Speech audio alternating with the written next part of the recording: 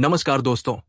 आज की सबसे बड़ी खबर आई है प्रधानमंत्री नरेंद्र मोदी के economic times world leaders forum से, जो 23 अगस्त 2025 को नई दिल्ली में आयोजित हुआ।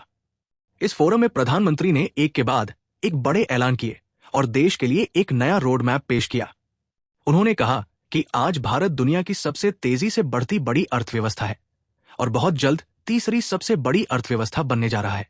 प्रधानमंत्री ने दावा किया कि आने वाले वर्षों में वैश्विक विकास में भारत का योगदान 20% तक होगा।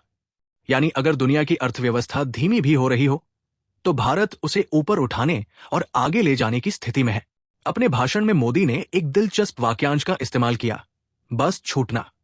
उनका कहना था कि 2014 से पहले भारत ने इंटरनेट क्रांति हो या फिर 2G, 3G और 4G का दौर, इन सब में अवसर खो दिए। उस समय की सरकार न तो तकनीक को समझ पाई और न ही उसमें नेतृत्व दिखा पाई। लेकिन 2014 के बाद हालात बदल गए। मोदी ने कहा कि अब हमने बस छूटने नहीं दी, बल्कि खुद स्टीयरिंग पकड़ी और दुनिया को दिखाया कि भारत का नया युग शुरू हो चुका है। प्रधानमंत्री मोदी ने एक बड़ी खुशखबरी भी दी और कहा कि दीपावली से पहले एक नया GST सुधार लागू किया जाएगा। इसमें कर ढांचे को सरल बनाया जा रहा है। जहां पहले 12% और 28% जैसी अलग अलग दरें थी, उन्हें घटाकर 5% और 18% तक लाया जाएगा। केवल कुछ विशेष वस्तुओं के लिए 40% का नया स्लैब रहेगा। इस सुधार से आम जनता को राहत मिलेगी, व्यवस्था आसान होगी और त्योहारी सीजन में लोगों की जेब पर भी कम बोझ पड़ेगा। निर्यात के मामले में भी मोदी ने बड़े दावे किए। उन्होंने कहा कि 2014 से पहले ऑटोमोबाइल निर्यात केवल 50,000 करोड़ रुपए के आसपास था, लेकिन आज ये 1.2 लाख करोड़ रुपए से अधिक हो चुका है। अब स्थिति यह है कि भारत मेट्रो कोच, इंजन और रेलवे कोच तक निर्यात कर रहा है।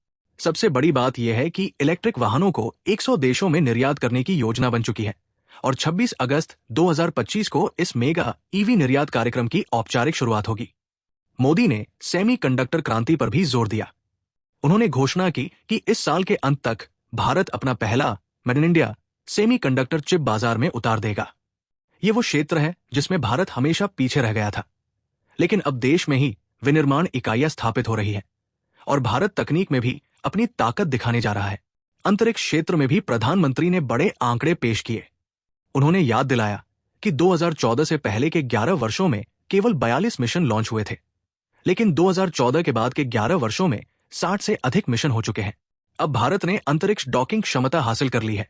गगनयान मिशन पर तेजी से काम चल रहा है और ग्रुप कैप्टन शुभांशु शुक्ला जैसे अंतरिक्ष यात्री इस मिशन का हिस्सा बनने जा रहे हैं। इसके साथ ही अंतरिक्ष क्षेत्र में स्टार्टअप्स की संख्या भी 1 से बढ़कर 300 से अधिक हो चुकी है। मोदी ने यह भी विजन साझा किया कि एक दिन ऐसा आएगा जब भारत का अपना अंतरिक्ष स्टेशन कक्षा में स्थापित होगा। अपने पूरे भाषण में प्रधानमंत्री मोदी ने बार बार इस बात को रेखांकित किया कि भारत अब क्रमिक प्रगति नहीं बल्कि क्वांटम छलांग ले रहा है। चाहे वो कर सुधार हो, निर्यात के नए रिकॉर्ड हो, इलेक्ट्रिक वाहन क्रांति हो, सेमीकंडक्टर उद्योग हो या फिर अंतरिक्ष विज्ञान का भविष्य, भारत अब केवल एक विकासशील देश की भूमिका में नहीं बल्कि एक वैश्विक नेता के रूप में अपनी जगह बना रहा है। ये थे प्रधानमंत्री नरेंद्र मोदी के आज के बड़े ऐलान। अब आने वाले कुछ महीने ये तय करेंगे कि दीपावली तक होने वाले GST सुधार, साल के अंत तक आने वाला मेड इन इंडिया चिप और 26 अगस्त का EV कार्यक्रम देश की अर्थव्यवस्था को किस ऊंचाई तक लेकर जाते हैं।